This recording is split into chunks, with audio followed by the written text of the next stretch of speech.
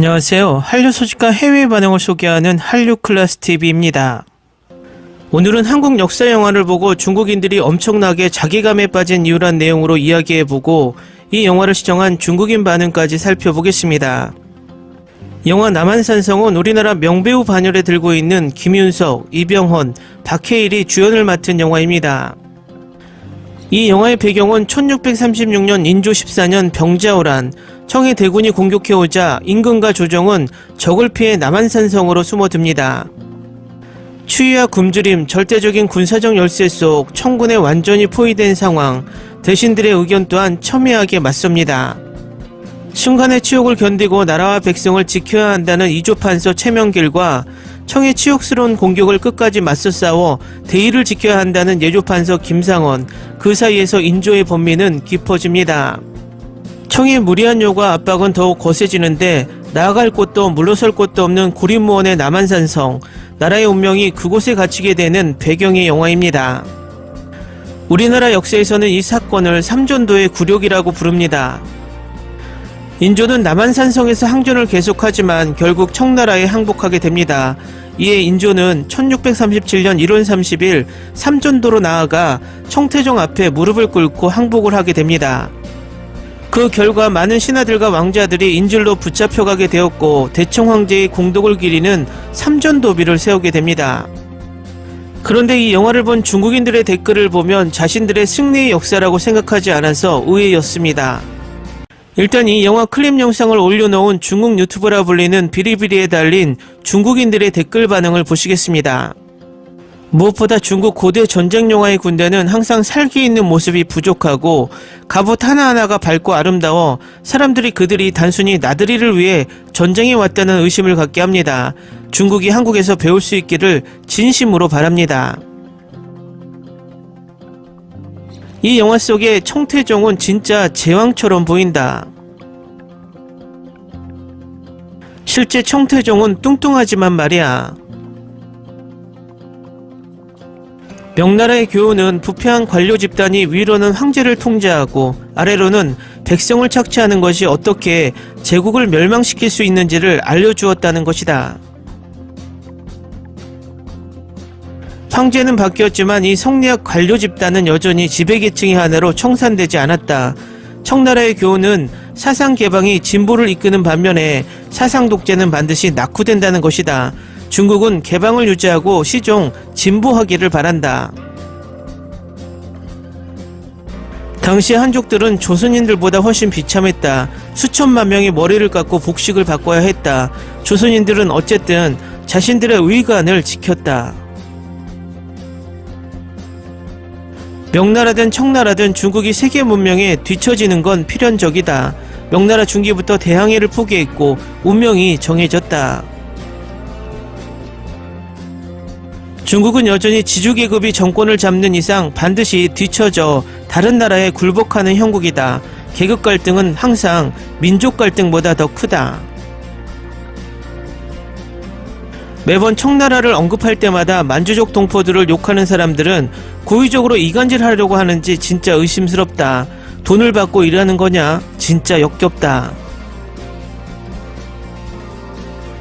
어떤 사람들은 하늘의 공덕을 스스로 탐하는 것을 좋아한다. 예를 들어 악비는 영웅이고 한족이다. 그럼 나도 한족이므로 어느새 나의 몸값이 높아지는 것인가? 이것이 바로 만연한 인종주의의 본질이다. 인간이 가장 좋아하는 것 중 하나가 공통점을 찾는 것이다. 사촌 군대가 일본에 저항했다. 그럼 나는 사촌 출신이므로 항일 영웅이다. 광동성 출신의 누군가가 무엇을 발명했다. 그러면 나는 대발명가다. 한족이 세운 명나라는 바로 나의 명나라다. 웃겨 죽는다. 솔직히 너희들한테 자격이 있다고 생각하냐? 만주족 출신의 퉁거리는 전쟁터에서 전사하고 피로 의복을 물들였다. 너희들은 원청이 중국이 아니라고 말할 자격이 있냐? 강자는 미래를 갈망하고 약자는 과거를 회상한다. 그러면 역사를 배우지 말고 미래사를 배우지 그래? 역사를 거울 삼아 미래로 향해라. 이것이야말로 역사를 배우는 목적이다. 중화민국이 아무리 나빠도 그들의 가장 큰 공헌은 우매하고 무지한 봉건 만청 정부를 전복시키고 중국이 이후의 발전을 위해서 쓰레기들을 쓸어버렸다는 것이다. 편협한 민족주의는 정말로 한심하다. 이제 나라의 부강과 번영은 마땅히 민족 단결 위에 세워져야 한다. 게다가 중국 문화는 광범위하고 심오하며 오래된 역사를 가지고 있다. 이것이야말로 중국 문화의 포용성이 기초에 있지 않냐. 청빠들은 청나라에서 태어나게 해야 한다. 머리를 깎고 늙어 죽을 때까지 쥐꼬리 머리를 해야 기뻐할 거다. 정말로 부끄러운 게 뭔지 아냐? 한국인들은 우리가 찍지 않은 진짜 역사를 찍었다는 거다. 우리는 진실을 신경 쓰지 않기 때문에 그렇게 많은 개똥 같은 드라마가 나오는 거야. 만주족들은 여기 키보드 워리어들에게 이미 질려버렸다고 한다. 일본어, 한국어, 몽고어, 만주어는 모두 퉁구스 어족이고 중국어는 한 티베트 어족이다. 일본어와 한국어는 명확히 어족이 밝혀지지 않았다. 결국 청나라의 통치는 자연적으로 비합법적이었고 만주족과 한족이 모수는 일본인들에게 이용되기 쉬웠다. 만주인들은 수천만 명이 넘는데 누가 만주인들의 선조를 욕하면 당연히 불편하지. 우리는 이제 한 가족이야. 만주인들을 꾸짖지 않는 건 좋아. 근데 만주인의 조상을 꾸짖지 않으면 하늘에 있는 우리 조상들이 편히 쉬시겠냐.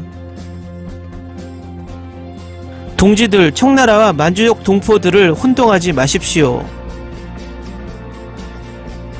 나는 한족은 아니지만 우리 모두 중화민족이라고 생각해. 댓글 반응 잘 보셨나요? 이 댓글 반응을 보면 중국인들의 속마음을 그대로 볼 수 있습니다. 중국인들은 한민족 국가처럼 보이지만 내부를 들여다보면 너무나 많은 소수민족이 있는 다민족 국가이고 여기에서 중국인들이 말하는 것은 만주족에게 나라를 지배받았다는 것을 굴욕으로 생각하는 것 같습니다. 여기에서 유추할 수 있는 것은 세 가지입니다. 첫 번째, 중국은 이 소수민족 때문에 절대 공산주의를 표방하는 독재국가를 포기하지 못한다입니다. 이유는 언제든 소수민족에게 나라를 뺏길 수 있다는 역사적 불안감이 있다는 것입니다. 두 번째는 중국이 동북공정을 하는 이유 또한 북한 위쪽에 있는 연변자치주 때문이라는 것이 확연합니다.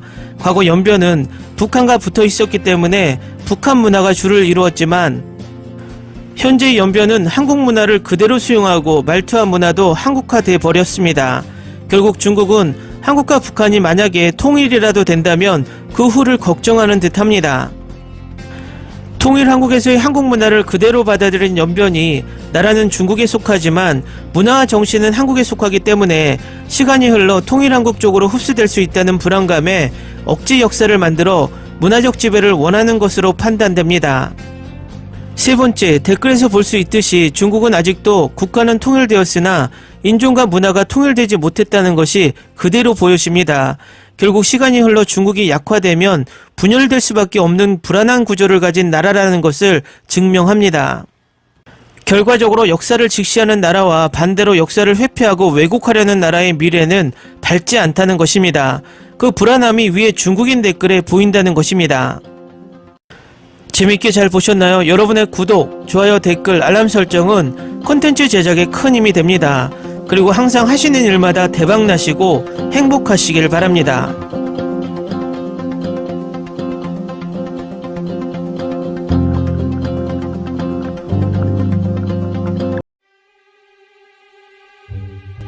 Ni se te ocurra. Olvida el ganso y los tomates. No hables de las ballenas. No es un acuario. No actúes como tonta. Que eras una genio. ¿Sí? No vayas a presumir, a la gente no le gusta eso. Y no digas cosas sin sentido. Y bueno, ¿terminamos? Hasta pronto. Abogada, tengo mucha curiosidad por conocerla.